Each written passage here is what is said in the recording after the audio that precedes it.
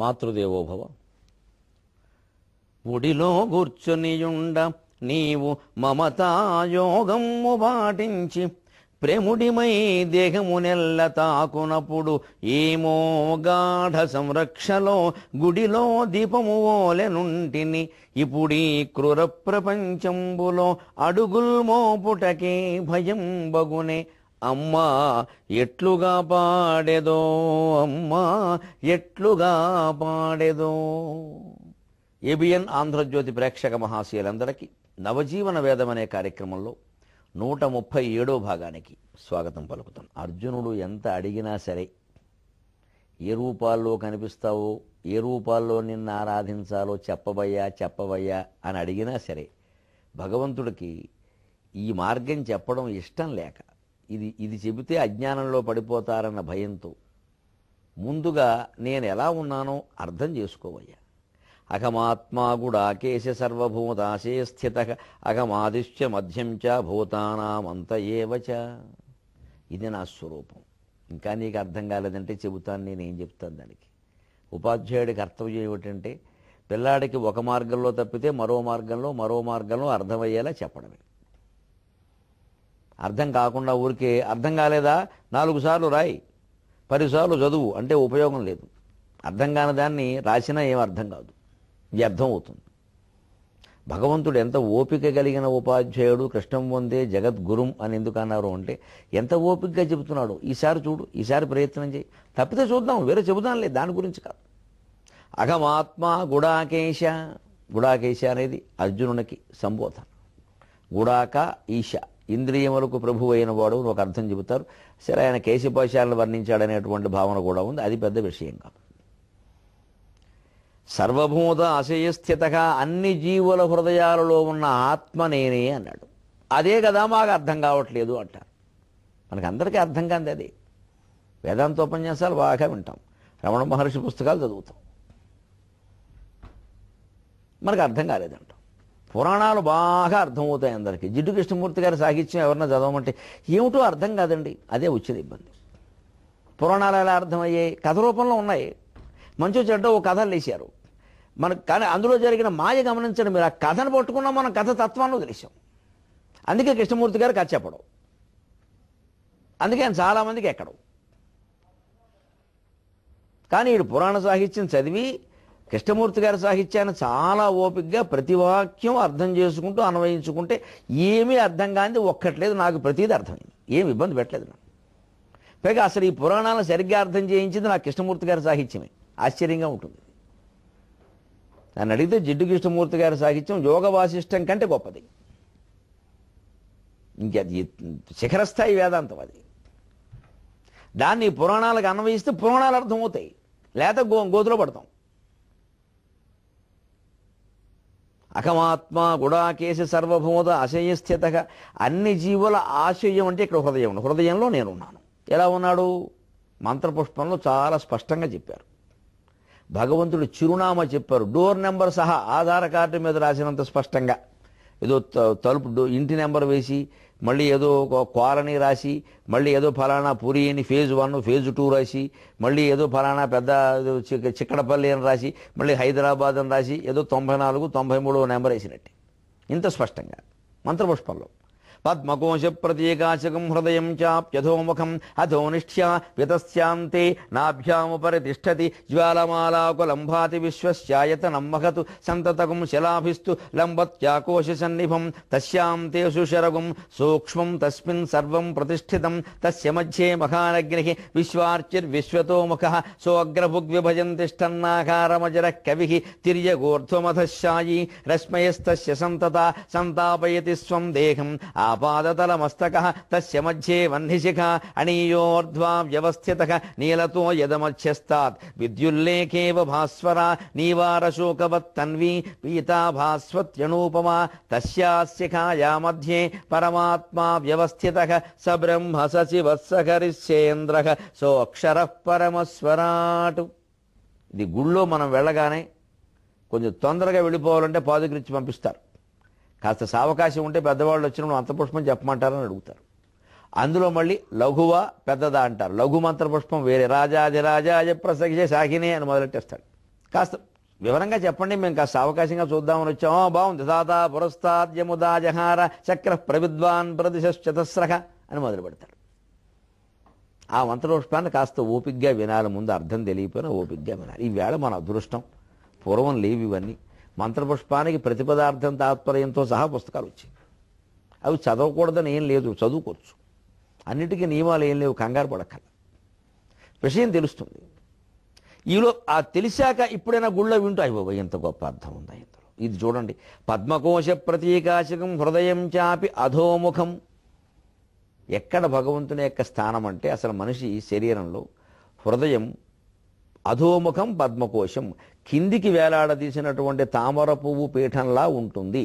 అంటే ఇది కాడ అనుకుంటే పువ్వు ఇలా వేలాడదీశాం, అలా ఉంటుంది హృదయం.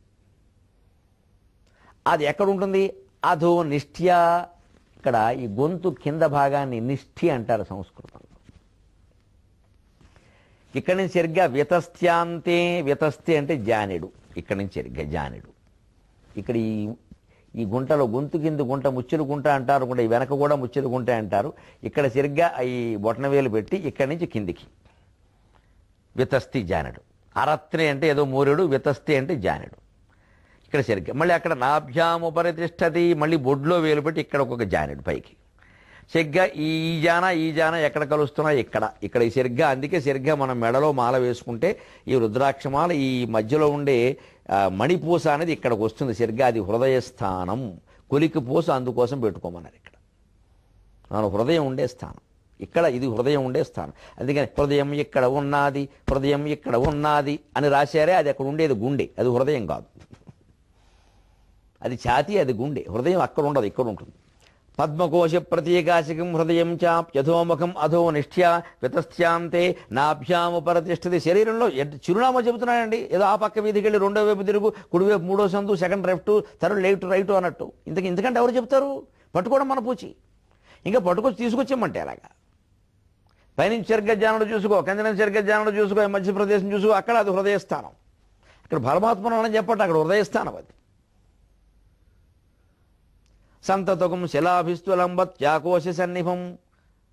అక్కడ సరిగ్గా జ్వాలమాలాకులం భాతి విశ్వశాయతనం మహతు. జ్వాలమాలాకులం భాతి, అక్కడ ఒక జ్వాల ప్రకాశిస్తుంది, జఠరాగ్ని జ్వాల. అది జ్వాలమాలాకులం భాతి, అది విచిత్రమైనటువంటి కాంతితో ప్రకాశిస్తుంది. విశ్వస్య ఆయతనం మహతు, అది సృష్టి మొత్తానికి మూలమైన చోటు. విశ్వస్య మహత్ ఆయతనం, ఎంత స్పష్టంగా ఉంది. సంతతకం శిలాభిస్తు లంబతి ఆకోశ సన్నిభం. అక్కడి నుంచి సరిగ్గాది శిరలు ధమనులు, అదే శిరాభిగి అనడానికి శిలాభిగి, రలయోరభేదక సంస్కృతంలో. ఆ శిరలు ధమనులు మొదలైన నాడులతో అది వేలాడుతూ ఉంది హృదయకోశం. తస్యాంతే, ఆ శిరలు ధమనులుగా ఉండేటువంటి హృదయకోశానికి చివరి భాగంలో సుశిరగుం, గొప్ప శిరస్సు కలిగిన అగ్రభాగం ఉంది. సూక్ష్మం, అది చాలా సూక్ష్మంగా ఉంటుంది. తస్మిన్ సర్వం ప్రతిష్ఠితం, దాని యందే అంతా, ఈ విశ్వమంతా ప్రతిష్ఠితమై ఉంది. అది అతి చిన్న రంధ్రం. తస్మిన్ సర్వం ప్రతిష్ఠితం తస్య మధ్యే మహమధ్యే మహానగ్ని విశ్వార్చి విశ్వతోముఖ. ఆ శిఖరాగ్రం మధ్యలో ఒక అగ్ని ఉంది, అదే విశ్వార్చి, విశ్వాన్నంతటినీ వెలిగించే వెలుగు. విశ్వతోముఖ, అది విశ్వమంతా వ్యాపించి ఉంది. సో అగ్రభుక్, అది ఇక్కడి నుంచి మనం తిన్నటువంటి ఆహారాన్ని అన్నరసం రూపంలో ముందు పైకి లాక్కుంటోంది. అగ్రభుక్, అది ముందు స్వీకరిస్తోంది. విభజన్, ఆహారాన్ని విభజిస్తోంది. తిష్టన్ ఆహారం అజర కవి, అది అజరం, దానికి ముసలతనం లేదు, మరణం లేదు. తిన్న ఆహారాన్ని అనేక విధాలుగా విభాగం చేసి ఏ కోశానికి పంపాలో ఆ కోశానికి, సప్త ధాతువులకి పంచకోశాలకి అది పంపిస్తోంది. ఈ పనంతా హృదయం చేస్తోంది. ఈ నాడుల ద్వారా, శిరల ద్వారా, ఈ వేల రక్తనాళాల ద్వారా చేస్తోంది ఇదంతా. పద్మకోశ ప్రతీకాశకం హృదయం చాప్యధోముఖం అధో నిష్ఠ్యావితశ్చాం తేనాభ్యాముపరతిష్ఠతి జ్వాలమాలాకులం భాతి విశ్వశాయతనం మహతు. సంతతకం శిలాభిస్తులంబత్యాకోశ సన్నిభం తస్యాం తే సుషర్గం సూక్ష్మం తస్మిన్ సర్వం ప్రతిష్ఠితం తస్య మధ్యే మహానగ్ని విశ్వార్చిర్విశ్వతోముఖ. ఇంతవరకు చెప్పుకున్నాం. సో అగ్రభుగ్ విభజన్ తిష్టన్నాకారమజర కవి తిర్యగోర్ధ్వం అధశాయి రశ్మయస్తస్య సంతత. తస్య సంతత రశ్మయక, ఈ జ్వాలమాలాకులంగా ప్రకాశించే హృదయ కోశం యొక్క కాంతులు, దాని సంతానమైనటువంటి వ్యాపించినటువంటి కాంతులు ఎంతవరకు ఉన్నాయో, తిరియక్ అడ్డంగా వ్యాపించాయి, ఊర్ధ్వం పైకి వ్యాపించాయి, అధగా కిందికి వ్యాపించాయి. అంటే అది వ్యాపించిన దిక్కు లేదు. సంతాపయతి స్వం దేహం ఆపాదతలమస్తక స్వం దేహం, ఈ శరీరాన్ని ఆపాదతలమస్తక, కాలి గోరు దగ్గర నుంచి శిరస్సు మీద నెత్తి మీద జుట్టు కొస వరకు వెంట్రుక కొస వరకు కూడా స్వం తాపయతి, మొత్తం విద్యుత్తుతో వేడెక్కింపజేస్తున్నది, శక్తి పుట్టింపజేస్తున్నది ఈ హృదయ కుహరంలో ఉండేటువంటి రంధ్రమే. అక్కడే భగవంతుని యొక్క స్థానం. అహమాత్మా గుడాకేశ సర్వభూతాశే స్థితగా, సర్వభూతముల యొక్క జీవుల్లో నేను ఉన్నానని భగవంతుని అనడంలో ఉద్దేశం అది. ఆ ఉన్న రంధ్రం అదే, అది అతి సూక్ష్మం. అది ఇంకా వివరిస్తున్నాడు దాన్ని. తస్య మధ్యే వహ్నిశిఖ అణీయోర్ధ్వా వ్యవస్థితగా, ఆ అనుకున్నటువంటి హృదయ కోశ జ్వాల యొక్క చిట్ట చివరి కోశ మధ్యలో వహ్నిశిఖ, ఒక అగ్ని శిఖ ఉంది. అణీయ ఊర్ధ్వ వ్యవస్థితగా, అణువు కంటే సూక్ష్మంగా ఉంటుంది. ఊర్ధ్వ అగ్నిశిఖ ఇప్పుడు పైకే ఉంటుంది. ఊర్ధ్వ వ్యవస్థిత అణీయోర్ధ్వ వ్యవస్థితగా, పైకి రా రగులు కొలుపుడు పైకి ఉంటుంది. అగ్నిశిఖ పైకే ఉంటుందిగా ఎప్పుడైనా. తస్య అణీయోర్ధ్వ వ్యవస్థ ఏ రంగులో ఉంటుందయా? నీలతోయద మధ్యస్థాత్ విద్యుల్లేఖేవ భాస్వర, నీలతోయద మధ్యస్థాత్, వర్షం కురవడానికి ముందుండేటువంటి నల్లని రంగులో ఉండే మేఘం మధ్యలో ఉండే విద్యుల్లేఖ ఇవ భాస్వర, మెరుపు తీగలాగా మెరుస్తూ ఉంటుంది. చలక్ చలక్ చలక్ మన దాని కాంతిని మెరుపు తీగేమో మెరిసి మాయమవుతుంది. ఇది ఎప్పుడూ మెరుస్తూ ఉంటుంది. ఆ మెరుపును మనం అందుకోలేకపోతున్నాం. మన శరీరంలోనే మన హృదయంలోనే ఉన్నా కూడా, ఎక్కడ ఉందో చిరునామా సహా చెప్పినా కూడా. నీవార శోకవత్ తన్వి, ఏ రకంగా ఉంటుందయా? వడ్ల గింజ ముల్లులా ఉంటుంది. నీవార శోకమ, నివ్వరి ధాన్యం, అదొక రకమైన ధాన్యం. మన వడ్ల గింజ అనుకోండి. శోకవత్, వడ్ల గింజ చివరి ముళ్ళు ఉంటుంది గుచ్చుకుంటూ, ఆ వడ్ల గింజ ముల్లులా సూక్ష్మంగా ఉంటుంది. సొంత పీత, పసుపు రంగులో ఉంటుంది. భాస్వతి అనూపమా, అణువుతో పోల్చదగినదిగా ఉంటుంది. లేత పసుపు రంగులో ప్రకాశం, దాని రంగు రుచి కూడా చెప్పాడు. ఇంకేం చెప్పాలి? తస్యాశిఖాయా మధ్యే పరమాత్మ వ్యవస్థితగా, ఆ వడ్ల గింజంత కొస ఉండే ముళ్ళు ఆ చివరి కొస మధ్య భాగంలో పరమాత్మ వ్యవస్థితగా, అక్కడే పరమాత్మ ఉన్నాడు. అహమాత్మ గుడాకేశ సర్వభూతాశయ స్థితగా, ఏమంటారా పరమాత్మని? స బ్రహ్మ, అతడే బ్రహ్మ. స విష్ణు, ఆయనే విష్ణువు. స హరిః, స రుద్రః, సేంద్రః, సో అక్షరః పరమస్వరాటు. స బ్రహ్మ స శివ స హరిశ్చేంద్రః, సో అక్షరః, ఆయనే బ్రహ్మ, ఆయనే విష్ణువు, ఆయనే ఇంద్రుడు, ఆయనే రుద్రుడు, సమస్తము ఆయన. వెరసి నీవే ఆయన. వెరసి బ్రహ్మ విష్ణువు అన్నీ నీవే, అది నీవే. ఈ శరీరం కాదు, ఈ మనస్సు కాదు, ఈ బుద్ధి కాదు, ఈ చిత్తము కాదు, ఈ అహంకారము కాదు, ఈ పంచేంద్రియాలు కాదు, ఈ పంచభూతాలు కాదు. దీనికి అతీతంగా నువ్వు ఉన్నావు. అలా నీ శరీరంలో కూడా ఉందా తేజస్సు? దాన్ని పట్టుకునే ప్రయత్నం చేయమేయాలి. కానీ ఆ రూపం నువ్వా, ఈ రూపం నువ్వా, ఈ నెల నువ్వా, ఈ ఋతువు నువ్వా, ఈ మాసం నువ్వా? ఎందుకయ్యా ఈ ప్రశ్నలన్నీ నన్ను ఇబ్బంది పెడుతున్నావు అర్జున అన్న. ఆయన మాటగా జీవుడు జీవుడే, దేవుడు దేవుడే. పెరుగు పెరిగే, మజ్జిగ మజ్జిగే, లెక్క లెక్కే. అహమాత్మా గుడాకేశ సర్వభూత అశయ స్థితగా, దాన్ని పట్టుకునే ప్రయత్నం చేయాలి. 3 అడుగుల నేల కూర్చొని తపస్సు చేసుకుంటే చాలు. అందుకే వామనావతారంలో 3 అడుగులు అడిగాడు. ఎందుకయ్యా భూమండలం అంతా నాది, ఏనుగులవనా, గుర్రాలేవనా, అమ్మాయిలవనా, అబ్బాయిలవనా, దీనికి వచ్చిన మాటలయ్యా? ఇదంతా నీది కాదు, ఒకే ఒక పరమాత్మ దద్ద నీదనుకుంటున్నావు. అహంకారం, ఆ అహాన్ని మర్చిపోవాలంటే తపస్సు చేయాలి, ధ్యానం చేయాలి. ధ్యానం చేయడానికి బాసిం పెట్టేసుకుంటే 3 అడుగుల నేల చాలు. కాళ్ళు చాపు కూర్చుంటే 6 అడుగులు కావాలి. చనిపోయినా కూడా 6 అడుగులు కావాలి. బతకాలి అంటే ఎన్ని అడుగులు కావాలో మనకే తెలియట్లా. 100 స్థలాలు ఉన్నా అయినా సంతృప్తి లేదు. కానీ నిజంగా మోక్షం పొందాలి అని మనం అనుకుంటే 3 అడుగుల నేల చాలు. ఎందుకంటే జపం చేసుకుని పూజ చేసుకునే వాళ్ళు కూర్చున్న చోట ఎప్పుడైనా చూడండి మీరు, ఎటు చూసినా 3 అడుగులు ఉంటుంది. 2 అడుగులు తక్కువ, 3 ఎక్కువ, 3.5 ఎక్కువ.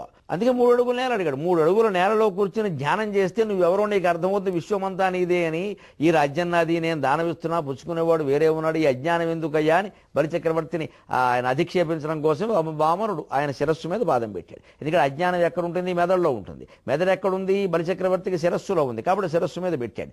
మనకే ఈ అజ్ఞానం కలిగితే భగవంతుడు మోకాల మీద పెడతాడు కాలు. ఎందుకంటే మనకు మోకాల్లో ఉంది మెదడు. అనుమానంలో, ఎందుకంటే మనం ఎలాంటి వాదాలు చేస్తూ ఉంటాం అనవసరంగా. ఆయన తొక్కేశాడు, ఈయన నొక్కేశాడు ఉంటాం. ఇది ఇప్పుడు భగవద్గీతలో చెప్పిన దానికి సరిపోయింది లేదా? అహమాత్మా గుడాకేశ సర్వభూత ఆశయ స్థితగా అహమాదిశ్చ మధ్యం చ భూతానామంత ఏవచ, ఈ జీవులన్నిటికీ ఆది నేనే, మధ్య నేనే, అంతము నేనే. ఈ మాట అర్థం కావాలి అంటే స్వప్నం. రాత్రి పడుకుని మనం ఓ కలగంటే కలలోకి వచ్చిన రకరకాల జీవులన్నిటికీ ఆది మనమా కాదా? పడుకున్న శరీరమా కాదా? వాటి అంత భాగం కళ అయిపోయింది, బేరమన్నాం, మెలకు వచ్చింది, మళ్ళీ చివరి భాగం మనమా కాదా? మొదలు చివర అయినప్పుడు మధ్యలో మనమా కాదా? మరి మనం కంటున్న కళకి ఆది మధ్య అంతము మనమే అయినప్పుడు ఈ సృష్టి మొత్తం భగవంతుడు కంటున్నటువంటి ఒక కళ, ఆయన కళలో ఆది మధ్య అంతము ఆయనే అంటే ఆశ్చర్యం ఏదైనా ఉందా? ఇంక అందులో విచిత్రం ఏముందండి?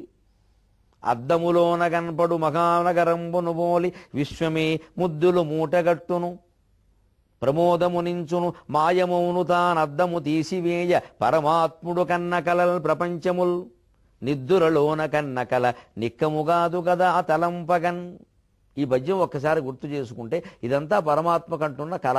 ఇందులో నేను ఒక పాత్రధారిని, నా పాత్ర ఏదో నేను చేసేస్తా, రేపటికి ఉంటే ఉంటాను, లేకపోతే లేదు, దాని గురించిన బెంగ లేదు. ఈ తత్వజ్ఞానం అలవాటైతే ఒక ఉద్యోగం ఏమిటి 10 ఉద్యోగాలు చేయొచ్చు, ఒక పెళ్ళి ఏమిటి 6 పెళ్ళిళ్ళు చేసుకోవచ్చు, చేసుకోనివ్వరు. కానీ ఎన్ని సంవత్సరాలు ఆయన 16,000 సంవత్సరాలు ఎందుకు చేయగలిగాడు? మనం ఒక్క సంవత్సరానికే ఎందుకు యాతన పడుతున్నామంటే ఈ జ్ఞానం లేక. అది కలగాలి అంటే ముందు భౌతిక సుఖాలు గొప్పవి అనుకోవడం మానేయాలి. మనం ఇంత గొప్ప జ్ఞానాన్ని, ఇంత గొప్ప ఆత్మచైతన్యాన్ని, ఇంత గొప్ప జ్యోతిని, పరంజ్యోతిని మన హృదయంలో పెట్టుకుని మనం దేనికోసం ఏడుస్తున్నాం? వీడెంబబ్బిన ఎప్పుడున్ తమ నుతులు విన్నప్పుడున్ పొట్టలో కూడున్నప్పుడు శ్రీవిలాసములు పైకొన్నప్పుడున్ గాయకులు పాడంగా వినునప్పుడున్ చెలగు దంభప్రాయ విశ్రణన క్రీడాసక్తులని ఇమి చెప్పవలెనో శ్రీకాళహస్తీశ్వర. ఇంత గొప్ప ఆత్మచైతన్యాన్ని, ఆత్మజ్యోతిని గుండెల్లో పెట్టుకుని మనుషులు తెలుసుకునే ప్రయత్నం చేయడంలా అది జాలి పడుతున్నాడు ధూర్జటి. పరమాత్మ కూడా, కృష్ణుడు కూడా వాళ్ళ బాధంతా అదే. ఎందుకని? కుక్కకి ఇదే పరమాత్మ కుక్క హృదయంలో కూడా ఉన్నాడు. సర్వభూతాశయ స్థితగా, మానవభూతాశయ స్థితగా అనలేదు ఆయన. అన్ని జీవులు, గాడిద, ఏనుగు, తేడా ఏం లేదు. విద్యామనీయ సంపన్నే బ్రాహ్మణే గవిహస్తిని సునిచేవ స్వపాకే చ పండిత సమదర్శన ఇచ్చకించి జగత్సర్వం దృశ్యతే శ్రూయతేపివ అంతర్బహిష్ఠితత్సర్వం వ్యాప్య నారాయణ స్థిత. అందుకే మీకు నమ్మక చమకాల్లో తస్కరాణాంపత ఏ నమో నమః, దొంగలపతి కూడా ఆయనేట. ఓ నమో శష్పాయచ ఫేనాయచ, అది గడ్డి పరకలైనే, సముద్రంలో నురుగైనే. ఆయన కాంతి లేదండి అని వివరంగా చెప్పారు. అంతకంటే ఇలా ఇటువంటి స్థితిలో మనం దాన్ని గ్రహించాలి అంటే ఈ ఇంత గొప్పది కుక్కకి లేదు, ఈ జ్ఞానం గాడిద లేదు, ఏ జంతువు, ఎవరి చెట్టు పుట్ట అవేవి తాములో ఉన్న భగవంతుడి గురించి తెలుసుకోలేవు. మనకుంది అపూర్వమైన ఆత్మజ్యోతి మన హృదయంలో, గుండెల్లో ఉండగా మనం దాన్ని పట్టుకునే ప్రయత్నం చేయడం మానేసి 24 గంటలు లేదు, 30 రోజులు లేదు, సంవత్సరాలు లేదు, యుగాలు యుగాలు, శతాబ్దాలు శతాబ్దాలు ఆయుర్దాయం ఉన్నంతకాలం ఎలా వృధా చేస్తున్నామంటే వేటికి, ఎంత అల్పమైన వాటికి, ఎంత నీచమైన వాటికి మనం ఆనందించి గంతులేస్తున్నాము అంటే వీడెంబబ్బిన ఎప్పుడు తమ నుతులు విన్నప్పుడు పొట్టలో కూడున్నప్పుడు శ్రీవిలాసములు పైకొన్నప్పుడు గాయకులు పాడంగా వినునప్పుడు చెలగు దంభప్రాయ విశ్రాణన క్రీడాసక్తులను ఈమి చెప్పవలెను శ్రీకాళహస్తీశ్వర. వీడెంబబ్బిన ఎప్పుడు ప్రాచీన కాలపు ఆచారం. దీనికి ఆధునికమైన అనువాదం ఏమిటో చెబుతా. వీడెము అంటే తాంబూలం అండి. పూర్వం కొందరికి ఒక పని అప్పగించినప్పుడు తాంబూలం ఇచ్చేవారు. ఒక వీరుడికి యుద్ధానికి పంపిస్తే తాంబూలం ఇచ్చేవారు. ఒక కవికి కావ్యం రాయమని కార్యం అప్పగిస్తే తాంబూలం ఇచ్చేవారు. పాండురంగ మహత్యం రాయమని వీరూరు వేదాద్రి మంత్రి తెనాలి రామకృష్ణుడిని కోరాట. కోరి తాంబూలం చేతిలో పెట్టాడు. అందులో తమలపాకులు, సున్నము, కర్పూర పొడి వేశారు. కర్పూర పొడి, తమలపాకులు, కర్పూర పలుకులు సున్నం బదులు వేసేవారు. ఇప్పుడు మన కర్మకాయలు సున్నం వేసుకుంటున్నాం, పూర్వం ముత్యాల భస్మం కర్పూరం వేసేవారు. తాంబూలం, కర్పూర పలుకులు అవి వేసాట. అలాగే పోక చెక్కలు. అవి ఏమిటా?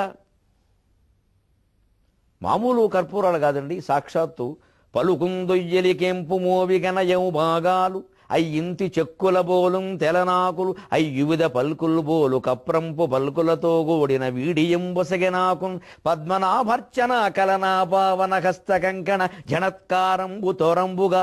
కావ్య నిర్మాణం అంతా ఇందులో పెట్టేశాడు, కావ్య నిర్మాణ రహస్యం అంతా. ఆ ఇచ్చిన తమలపాకులు ఎలా ఉన్నాయంటే సరస్వతీదేవి చెక్కిళ్ళు ఎలా ఉన్నాయట. అంటే అంత మృదువైన పద్యాలు ఉండాలని అర్థం. అందులో వేసిన పోక చెక్కలు ఆవిడ పెదవుల్లా ఉన్నాయట, లేత ఎరుపు రంగులో ప్రకాశిస్తూ. అంత మధురంగా ఉండాలని అర్థం, అమృతం ఉండాలని ఈ కావ్యంలో. అందులో వేసిన కర్పూర పలుకులు సరస్వతీదేవి మాట్లాడితే ఎలా ఉంటుందో ఆ పలుకులా ఉన్నాయట. ఇది తెనాలి రామకృష్ణుడు వర్ణం. ఇవన్నీ చెబుతూ చివరిలో ఏమంటాడంటే ఆ తాంబూలం ఇచ్చిన చెయ్యి ఎలా ఉందో తెలుసా? పద్మనాభర్చనా కలనా పావనహస్త కంకణ జనత్కారంబుతోరంబుగన్. రోజు శ్రీ మహావిష్ణువును సేవించడం వల్ల పవిత్రమైనటువంటి కరకమలాలకి ఆ ఉండేటువంటి కంకణాలు గల్లు గల్లు గల్లు అంటుండగా నాకు ఆ తాంబూలం ఇచ్చాడు అంటే, అంత మృదువైన పదాలు వాడు, అంత మధురమైన భావాలు ఉపయోగించు, ఇవన్నీ ఉపయోగించి చివరికి విష్ణు భక్తి పారమ్యంగా గ్రంథం రచించు. ఆ కంకణాల చప్పుడు అంటే అర్థం అది. విష్ణువుని అర్చించిన చేతులకున్న కంకణాలు గల్లు గల్లు అంటున్నాయి అర్థం అర్థం నీ కావ్యం మొత్తంలో విష్ణు భక్తి ఉండాలి. అది చూసుకో.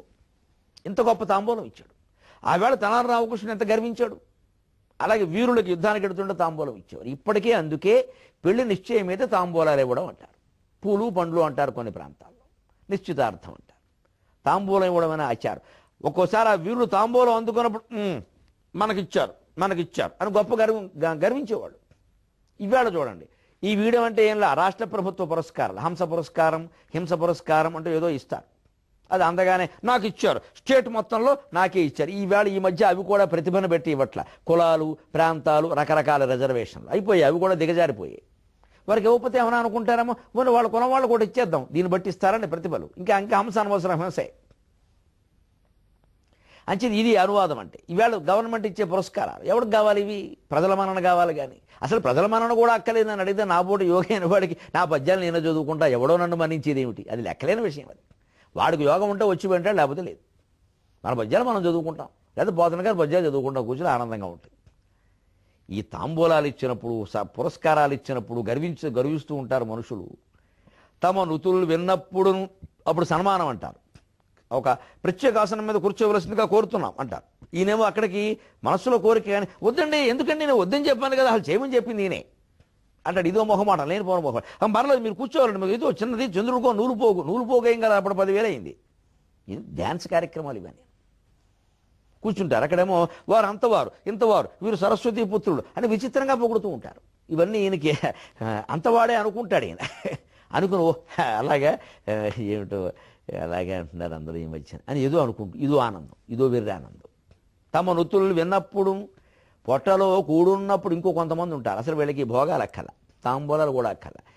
ఏమో ఈవేళ శుభ్రంగా కాస్త బొబ్బట్లేసి అన్నపరవాన్నం చేయవయ్యా, శుభ్రంగా గారెలు మామూలుగా కాదయ్యా, పాకం గారెలు చెయ్యాలి చెప్పానుగా.